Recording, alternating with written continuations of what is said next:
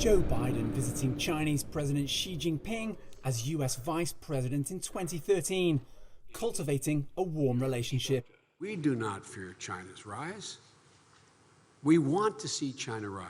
The Obama administration's relationship with China was checkered, but it sunk to a new low under President Trump over trade and allegations about the origin of COVID-19 in China. COVID-19 has become the all-consuming topic of this presidential election. And yet just before that, the trade battles waged by the Trump administration against China dominated the US agenda. And while the coronavirus has polarized Americans even more, for once, Democrats and Republicans have plenty in common when it comes to trade with China.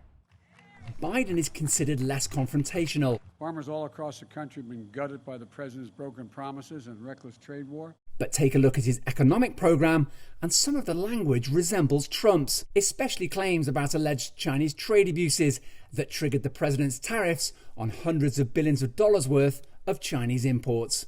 Folks, manufacturing is the backbone of America. And like Trump, Biden has a Made in America program to make the country more self-sufficient, with the kind of state support that can breach global free trade laws.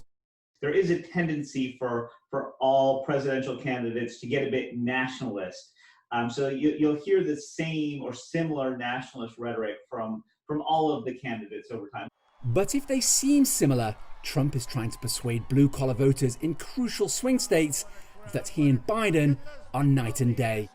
I'm with America, Biden is with China. If Biden wins, China wins. If we win, America wins. North Carolina wins, Pennsylvania wins. And even if Biden wins the White House, experts expect Trump's tariffs that have backfired on US companies and left them with steep losses to remain, at least in the short term. If we're going to see the tariffs go away, he's going to need to sit down with the Europeans and the Canadians and the Japanese and Australians and others and say, all right, let's work out a joint approach, a joint effort against China that's going to involve litigation and negotiation and just coordinated action. That's yet another obstacle for both US and Chinese companies trying to recover from the crippling effect of the pandemic.